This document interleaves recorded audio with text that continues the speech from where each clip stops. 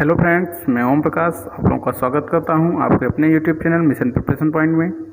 जी हाँ दोस्तों, अभी तक हम लोग ने भारत के संविधान की उद्देशिका एवं नागरिकता के बारे में चर्चा कर चुके हैं और आज हम लोग देखेंगे भारत के फंडामेंटल राइट्स मौलिक अधिकार के बारे में और देखेंगे कि पिछले वर्षों में किस प्रकार से मौलिक अधिकार से रिलेटेड क्वेश्चन पूछे गए हैं जो कि आपके एग्जाम के पॉइंट ऑफ व्यू से वेरी इंपॉर्टेंट है। जी हाँ, तो हम लोग देखते हैं।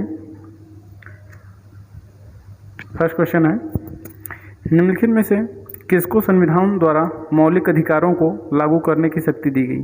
जी हाँ, तो मौलिक अधिकारों को जो लागू करने की शक्ति दी गई है किसको दी गई है? सर्वोच्च एवं उच्च न्यायालय को। आप लोगों को पता होगा अनुच्छेद 32 के तहत सर्वोच्च न्यायालय को एवं अनुच्छेद 226 के अंतर्गत उच्च न्यायालय को ये अधिकार प्राप्त है कि वो मौलिक अधिकारों को लागू कर सकती है। यहाँ इस प्रकार से हमारा जो सर्वोच्च एवं उच्च न्यायालय के अंतर्गत हो जाएगा तो ऑप्शन हमारा डी करेक्ट हो जाएगा। नेक्स्ट क्वेश्चन है, निम्नलिखित वक्तव्यों पर ध्यान दीजिए। किसी को राष्ट्रगीत गाने के लिए बाध्य नहीं किया जा सकता। क्यों बाध्य नहीं किया जा सकता? कथन फर्स्ट है, इससे वाक स्वतंत्रता और अभिव्यक्ति स्वतंत्रता का अधिकार का उल्लंघन होगा।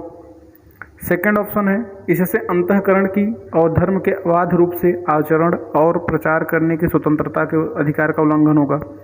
सी ऑप्शन है, कथन सी है, राष्ट्रीय गीत गाने के लिए किसी को बाध्य करने वाला कोई विधेयक उपबंध नहीं है। जी हाँ, तो हम लोग इस प्रकार से देखेंगे जो हमारा ऑप्शन होगा इसमें फर्स्ट, सेकंड और थर्ड।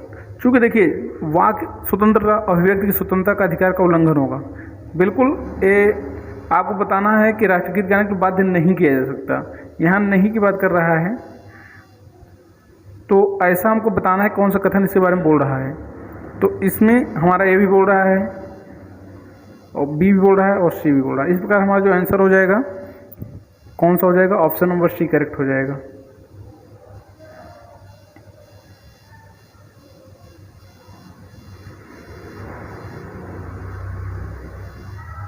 नेक्स्ट क्वेश्चन है, भारतीय संविधान का कौन सा अनुच्छेद अल्पसंख्यकों को अपनी मनपसंद शिक्षण संस्थानों को स्थापित एवं संचालित करने के अधिकारों को संरक्षण प्रदान करता है?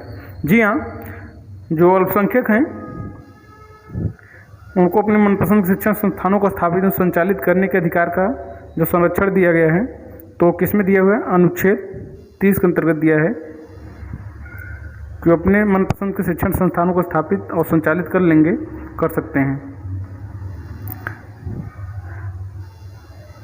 निम्नलिखित में से कौन सा एक मौलिक अधिकार नहीं है? जी हाँ, कौन सा मौलिक अधिकार नहीं है? तो आप लोगों को पता होगा संपत्ति का अधिकार जो कि 44वें संविधान संशोधन 1978 के द्वारा हटा दिया गया है और 300 का के अंतर्गत से रखा गया है। तो इस प्रकार हमारा आंसर सही करेक्ट हो जाएगा। नेक्स्ट क्वेश्चन है, किस वाद ने संसद को मौलिक अधिकारों में संशोधन का अधिकार दिया? जी हाँ, वो कौन सा वाद था? जी बिल्कुल सही है, केशवानंद भारतीवाद में कहा गया कि संसद मौलिक अधिकारों में संशोधन कर सकती है। तो इसका हमारा आंसर ए क्या हो जाएगा? करेक्ट हो जाएगा। नेक्स्ट क्वेश्चन की हम लोग बात करते हैं, भारतीय संविधान का कौन सा अनुच्छेद प्रेस की स्वतंत्रता को जी हाँ, प्रेस की स्वतंत्रता की आज़ादी देता है, मतलब कि किस अनुच्छेद के तहत प्रेस की स्वतंत्रता को उल्लेख किया गया है? तो आप लोगों को पता होगा प्रेस की जो स्वतंत्रता है अनुच्छेद 19 के अंतर्गत इसका उल्लेख किया गया है। इस प्रकार हमारा आंसर क्या हो जाएगा? अनुच्छेद 19, ऑप्शन बी करेक्ट हो जाएगा। नेक्स्ट क्वेश्चन है, निम्नांकित अधिकारों में से कौन से अधिकार भारत में सभी व्यक्तियों को उपलब्ध नहीं है? जी हाँ, कथन है विधि के समक्ष समानता, सेकंड है भेदभाव के विरुद्ध अधिकार, सी और थर्ड ऑप्शन है देश भर में स्वतंत्र भ्रमण की स्वतंत्रता और फोर्थ ऑप्शन है चुनाव लड़ने का अधिकार। तो हम लोग देखेंगे कि इसमें कौन कौन सा है और कौन सा नहीं है। तो हम लोग देखेंगे कि जो सभी व्यक्तियों को उपलब्ध नहीं है, ये पूछ रहा है कौन से अधिकार भारत में सभी व्यक्तियों को उपलब्ध नहीं है। यहाँ पर नहीं की बात आप लोग को केयर करना है। तो ऐसा कौन सा जो नहीं है? तो विधि के समक्ष समानता। जी हाँ, विधि के समक्ष जो समानता है अगर इसकी हम लोग बात करते हैं, इसको छोड़ करके बाकी भेदभाव के विरुद्ध अधिकार, देश भर में स्वतंत्र भ्रमण की स्वतंत्रता और चुनाव लड़ने का अधिकार, ये सभी है। लेकिन विधि के समाज समानता की बात नहीं है। तो इस प्रकार हम देखेंगे 2, 3 और 4। जी हाँ, हम देखेंगे 2, 3 और 4, मतलब कि हमारा क्या कौन सा करेक्ट हो जाएगा? सेकेंड, थर्ड और फोर्थ। नेक्स्ट क्वेश्चन है, 6 वर्ष की आयु से 14 वर्ष की आयु के सभी बच्चों शिशुओं को शिक्षा का अधिकार है। जी हाँ, जो एक किसके अंतर्गत आता है? तो आप लोगों को पता होगा, 6 वर्ष से 14 वर्ष के बच्चों के शिशुओं को जो अधिकार दिया गया है, ये मूल अधिकार के अंतर्गत इसका उल्लेख किया गया है। तो हमारा आंसर क्या हो जाएगा? आंसर नंबर बी करेक्ट हो जाएगा। नेक्स्ट क्वेश्चन है, डॉक्टर भीमराव अम्बेडकर ने निम्न मौलिक अधिकारों में से किसे संविधान का हृदय एवं आत्मा कहा है? जी हाँ, अम्बेडकर जी के अनुसार अगर बात कही जा रही है तो आप लोगों को पता ही होगा दोस्तों, संवैधानिक उपचारों का अधिकार जो अनुच्छेद 32 है, अनुच्छेद 32 में उल्लेख किया गया है, संविधान का हृदय एवं आत्मा कहा है, अम्बेडकर जी के अनुसार बात कर रहा है। अगर यहाँ पर अम्बेडकर जी अगर नहीं देगा और फिर पूछेगा तो प्रस्तावना को लगाएंगे हम लोग, लेकिन अगर बोलेगा अम्बेडकर जी के अनुसार तब तो हम लोग संवैधानिक उपचारों का अधिकार लगाएंगे। क्लियर?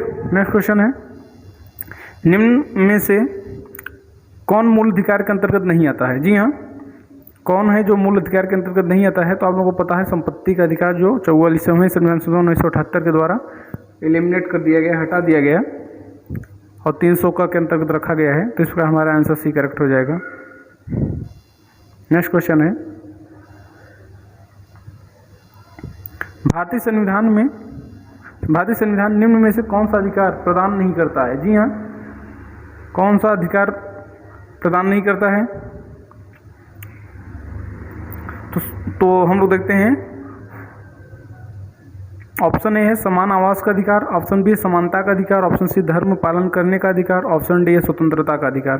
तो आप लोगों को पता होगा जो समानता का अधिकार है 14 से 18 तक, तो एक तो होता ही है, इसमें नहीं की बात कर रहा है, स्वतंत्रता की बात कर रहा है तो स्वतंत्रता भी है, धर्म पालन का अधिकार भी है, स्वतंत्रता है आपको 1922 अनुच्छेद 19 अनुच्छेद 22 से, समानता है अनुच्छेद 14 से अनुच्छेद 18 तक, और धर्म पालन का अधिकार भी है 25 से आपके 28 तक, अनुच्छेद 25 से 28 तक, जबकि समान आवास का अधिकार नहीं है। तो इस प्रकार हम लोग जब आंसर इसका लगाएंगे तो हमारा जो आंसर हो जाएगा, हमारा आंसर नंबर ए करेक्ट हो जाएगा, क्योंकि यहाँ पे अधिकार नहीं प्रदान करता, इसकी बात कर रहा है। नेक्स्ट क्वेश्चन हो जाएगा, मौलिक अधिकार है, तो जो मौलिक अधिकार है कैसा अधिकार है? जी हाँ, जो मौलिक अधिकार है वो वाद योग्य है। जी हाँ, जो मौलिक अधिकार है ये कैसा है? वाद योग्य है। नेक्स्ट क्वेश्चन है, संविधान का कौन सा अनुच्छेद दोष सिद्धि के संबंध में अभिव्यक्तियों को दोहरे दंड एवं स्वयं अभिशंसन से संरक्षण प्रदान करता है? जी हाँ, कौन सा ऐसा अनुच्छेद है जो दोष सिद्धि से संबंधित रिलेटेड है? तो हम लोग को देखना है, अनुच्छेद दोष सिद्धि के संबंध में अभिव्यक्तियों को दोहरे दंड से एवं स्वयं अभिशंसा से संरक्षण प्रदान करता है। जी हाँ, अनुच्छेद कौन सा है? अनुच्छेद 20 है। वेरी इंपॉर्टेंट क्वेश्चन है, उत्तर प्रदेश पीछे 2010 में पूछा गया, आप लोग देख रहे हैं। और जैसा कि दोस्तों आप लोगों को पता होगा, हम लोग प्रीवियस ईयर के सारे क्वेश्चन सॉल्व कर रहे हैं, जैसा कि आपके सामने दिख रहा है। तो आप लोग चैनल को ज़्यादा से ज़्यादा लाइक, शेयर और सब्सक्राइब करें। नेक्स्ट क्वेश्चन है, सूची 1 को सूची 2 से मैच करना है, मिलाना है। फर्स्ट दिया मौलिक कर्तव्य, और सेकंड ऑप्शन है संसद मौलिक अधिकारों में संशोधन कर सकती है, सी है मूल ढांचे का सिद्धांत। हम लोग देखते हैं इसमें जो हम लोग का हो जाएगा, आप लोग को पता ही है कि जो हमारा मौलिक कर्तव्य है संविधान में 42वें संविधान संशोधन के अंतर्गत ऐड किया गया था। तो इस प्रकार जो हमारा हो जाएगा, ए का थर्ड 3 हो जाएगा। नेक्स्ट है संसद मौलिक अधिकारों में संशोधन कर सकती है। जी हाँ, संशोधन कर सकती है, केशवानंद ने कहा था। तो यहाँ पे एक हो जाएगा, यहाँ पे 4 नंबर है, केशवानंद भारती केस। केशवानंद केस की बात की गई है। तो एक केशवानंद केस में कहा गया था अब मूल ढांचे का सिद्धांत की बात कर रही है, तो जो मूल ढांचे का सिद्धांत था मिनर्वा मिल्स के बाद में कहा गया था। नेक्स्ट हमारे यहाँ पे डी ऑप्शन है, इंसान अनैतिक व्यापार का निषेध, यानी मानव के व्यापार का निषेध, मानव व्यापार निषेध। जो मानव व्यापार निषेध था ये अनुच्छेद किसके अंतर्गत क्या है? अनुच्छेद संविधान के अनुच्छेद 23 के अंतर्गत मानव व्यापार का निषेध किया गया है। तो इस प्रकार हम लोग देखेंगे, हमारा 1 का 3rd हो जाएगा। हम लोग नेक्स्ट ऑप्शन में इसको देख लेते हैं दोस्तों। ए का हमारा जो 3rd था, बी का 4, सी का 1 और डी का 2, इसका हमारा आंसर करेक्ट हो जाएगा, क्योंकि इंसानों के अनैतिक व्यापार का निषेध जो है अनुच्छेद 23 में कहा गया है। ठीक है, नेक्स्ट क्वेश्चन है, संपत्ति का अधिकार एक है। जी हाँ, संपत्ति का अधिकार क्या है एक? जी आप लोगों को बताना है। जो संपत्ति का अधिकार है एक वैधानिक अधिकार है, बिल्कुल राइट है। संपत्ति का अधिकार एक वैधानिक अधिकार है, जो कि 44वें संविधान संशोधन 1978 के द्वारा इसको हटा दिया गया मूल अधिकार से, और इसको वैधानिक अधिकार के अंतर्गत श्रेणी में रखा गया है 300 के अंतर्गत। नेक्स्ट क्वेश्चन है, निम्नलिखित में से कौन सा मूल अधिकार भारतीय संविधान में नागरिकों को नहीं दिया गया है? जी हाँ, वो कौन सा मूल अधिकार है जो भारतीय संविधान में नागरिकों को प्रदान नहीं किया गया है? तो आप लोगों को बताना है, सूचना का अधिकार। जी हाँ, देखिए 19(1) के अंतर्गत देश के किसी विभाग में बसने का अधिकार है, लिंग समानता का भी अधिकार है, शोषण के विरुद्ध भी अधिकार है। लेकिन जो सूचना का अधिकार है इसका जो दिया नहीं गया है, लेकिन इसका जो उल्लेख करते हैं अनुच्छेद 19(1) के अंतर्गत ही कर लेते हैं कि भाषण एवं अभिव्यक्ति की जो स्वतंत्रता का अधिकार है उसी के अंतर्गत मान लेते हैं। लेकिन बट अगर ऐसा क्वेश्चन पूछा जाता है, क्योंकि RAS RATS 2 या 3 में क्वेश्चन आया हुआ है, अगर ऐसा क्वेश्चन कभी बनता है कि मूल अधिकार भारतीय संविधान में नागरिकों को नहीं दिया गया है, तो हमारे पास जो ऑप्शन होगा इसके सिवा कोई ऑप्शन करेक्ट नहीं दिख रहा है यहाँ पे। तो हमारा जो आंसर हो जाएगा, इसका आंसर नंबर सी हमारा क्या हो जाएगा? करेक्ट हो जाएगा। हमारा आंसर क्या हो जाएगा? सी करेक्ट हो जाएगा। नेक्स्ट क्वेश्चन है, भारतीय संविधान की प्रस्तावना में प्रयुक्त समाजवाद शब्द को निम्नलिखित किस अनुच्छेद के साथ मिलाकर पढ़ने से सर्वोच्च न्यायालय को समान कार्य के लिए समान वेतन का मौलिक अधिकार परिभाषित करने की शक्ति प्राप्त हुई है? जी हाँ, जो समाजवाद शब्द को किस अनुच्छेद के साथ मिलाकर अगर पढ़ा जाए तो सर्वोच्च न्यायालय को समान कार्य के लिए समान वेतन का मौलिक अधिकार परिभाषित कर सकता है। जी हाँ, तो किसके अंतर्गत हम लोग इसको पढ़ के दे सकते हैं? तो अनुच्छेद जो हमारा 14 है और अनुच्छेद 16, अगर इसको हम समाजवाद के साथ पढ़ते हैं, समाजवाद शब्द के साथ अगर हम अनुच्छेद 14 और अनुच्छेद 16 को पढ़ते हैं तो समान कार्य के लिए समान वेतन का मौलिक अधिकार परिभाषित होता है। इसका हमारा आंसर डी करेक्ट हो जाएगा। नेक्स्ट क्वेश्चन है, निम्नांकित में से किन्हें सर्वोच्च न्यायालय ने मौलिक अधिकारों के रूप में मान्यता दिया है? जी हाँ, मौलिक अधिकार के रूप में मान्यता किसे प्रदान किया गया है ये हम लोग को बताना है। तो जो आवास का अधिकार है एक तो इसका उल्लेख किया गया है, और विदेश यात्रा का अधिकार। जी हाँ, विदेश यात्रा और आवास का अधिकार ये दोनों हैं। और समान कार्य के लिए समान वेतन का अधिकार जो है ये जो किया गया है ये नीति निर्देशक सिद्धांत के अंतर्गत किया गया है। तो इस प्रकार जो हमारा आंसर हो जाएगा, हमारा कोट 1 और 2 सही है। लेकिन अगर हम समाजवाद शब्द को, जैसा कि उपरोक्त क्वेश्चन में हमने देखा है कि अगर समाजवाद को अनुच्छेद 14 और 16 के साथ मिलाकर पढ़ेंगे तो समान कार्य के लिए समान वेतन का अधिकार आएगा। लेकिन अगर डायरेक्टली अगर ऐसा क्वेश्चन बनता है तो समान कार्य के लिए समान वेतन का जो अधिकार है वो नीति निर्देशक सिद्धांत प्रदान करता है, जबकि सर्वोच्च न्यायालय का जो देता है अधिकार इसमें, तो इस क्वेश्चन के अकॉर्डिंग आवास का अधिकार, विदेश यात्रा का अधिकार, ये दोनों हमारे करेक्ट हो जाएंगे। इस प्रकार हमारा आंसर, क्योंकि विदेश यात्रा का अधिकार अगर हम बात करें तो अनुच्छेद 21 के अंतर्गत इसका उल्लेख किया गया है, तो हमारा आंसर करेक्ट हो जाएगा। नेक्स्ट क्वेश्चन है, और दोस्तों जो कोट 1 है आवास का अधिकार, तो आवास का अधिकार आप लोग को पता है अनुच्छेद 19 के अंतर्गत किया गया है। नेक्स्ट क्वेश्चन है, किसी अपराध के अभियुक्त को स्वयं अपने विरुद्ध गवाह बनने के लिए बाध्य नहीं किया जा सकता है। बिल्कुल, किसी अपराध अगर कोई अपराध करता है तो वह स्वयं अपने विरुद्ध चाहे तो गवाही नहीं दे सकता है, इसके लिए कोई उसे बाध्य नहीं कर सकता है। भारतीय संविधान के किस अनुच्छेद में यह प्रावधान किया गया है? तो किस अनुच्छेद के तहत यह प्रावधान किया गया है ये हम लोग को बताना है। तो हम लोग देखते हैं अनुच्छेद जो हमारा 20 है, अनुच्छेद 20 का 3 के अंतर्गत जी 20 यानी कि 20 के अंतर्गत उल्लेख किया गया है कि अभियुक्त को स्वयं अपने विरुद्ध गवाही देने की कोई बाध्य नहीं कर सकता है। वो चाहे तो गवाही दे भी सकता है, चाहे तो नहीं दे सकता, कोई उसे बाध्य नहीं कर सकता है। नेक्स्ट क्वेश्चन है, भारतीय संविधान के अंतर्गत निम्नलिखित अधिकारों में से कौन सा एक अधिकार सभी व्यक्तियों को प्राप्त है? जी हाँ, ऐसा कौन सा अधिकार है जो कि सभी व्यक्तियों को प्राप्त है? तो आप लोगों को पता होगा कि विधि के समान संरक्षण का अधिकार। जी हाँ, विधि के समान संरक्षण का अधिकार जो है ये सभी व्यक्तियों को प्राप्त है। जी हाँ। नेक्स्ट क्वेश्चन, जबकि आप लोगों को पता होगा स्वतंत्र, चूंकि आप लोग समानता का अधिकार देखेंगे तो अनुच्छेद 14 से अनुच्छेद 18 तक उल्लेख किया गया है। स्वतंत्रता का अधिकार की बात किया जाए तो 19 से 22 तक, और संस्कृति एवं शिक्षण शैक्षणिक अधिकार की बात किया जाए तो अनुच्छेद 29 और 30 के अंतर्गत इसका उल्लेख किया गया है। नेक्स्ट क्वेश्चन है, भारतीय संविधान मान्यता देती है। जी हाँ, जो भारतीय संविधान है किसको मान्यता देती है? हम लोग ऑप्शन देखते हैं। ऑप्शन ए है केवल धार्मिक अल्पसंख्यकों को, बी है केवल भाषाई अल्पसंख्यकों को, और सी है धार्मिक और भाषाई अल्पसंख्यकों को, और डी ऑप्शन है धार्मिक, भाषाई और अन्य जाति अल्पसंख्यकों को। तो हम लोग जो देखेंगे कि जो भारतीय संविधान मान्यता किसको प्रदान करती है, तो किसको प्रदान करती है? धार्मिक, भाषाई और अल्पसंख्यक को। इस प्रकार हमारा आंसर सी करेक्ट हो जाएगा। जी हाँ। नेक्स्ट क्वेश्चन है,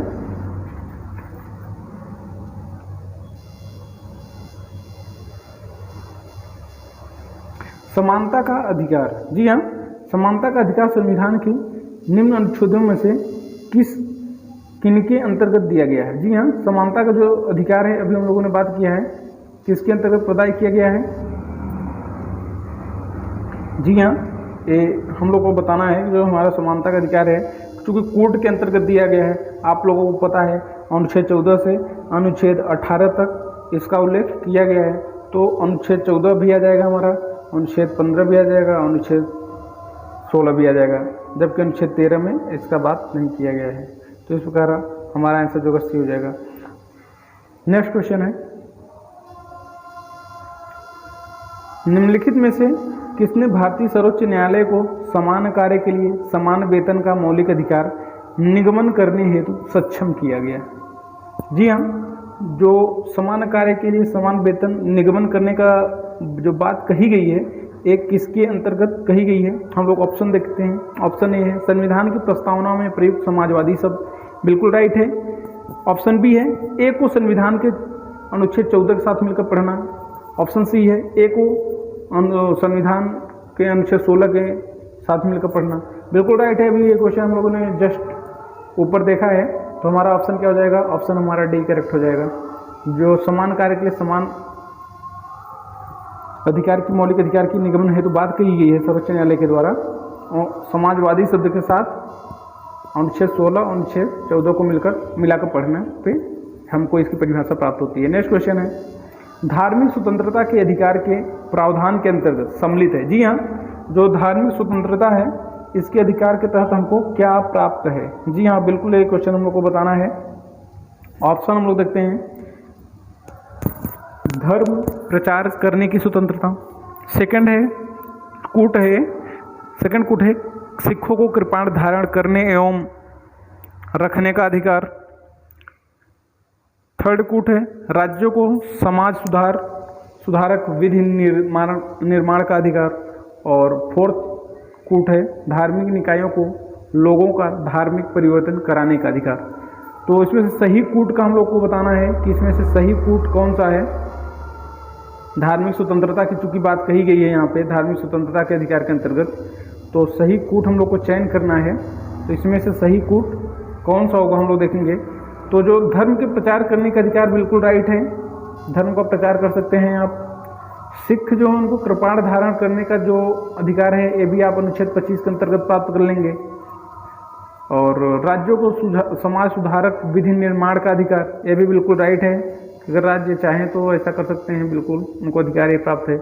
लेकिन ऑप्शन जो हमारा कूट 4 है, धार्मिक निकायों को लोगों को धर्म परिवर्तन कराने का अधिकार, जो धर्म परिवर्तन कराने का ये सब ऐसा उल्लेख, ये सब बिल्कुल गलत है, ऐसा आप नहीं करा सकते।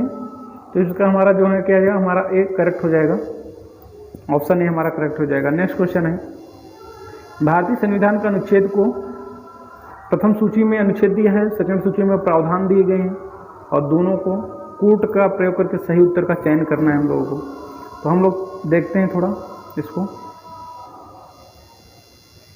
छोटा कर लेते हैं हम लोग और देखते हैं किस प्रकार से कोट मैच होता है।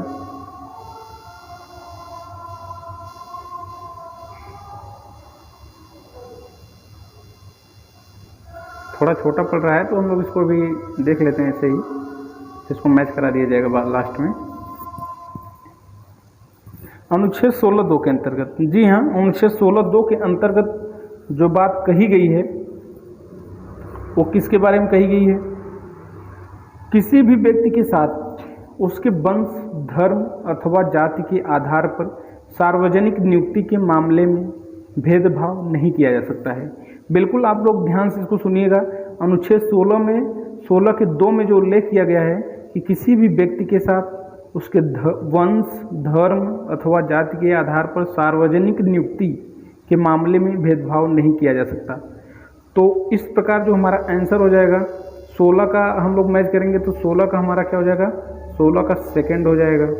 नेक्स्ट है अनुच्छेद 29(2) में किसका उल्लेख किया गया है?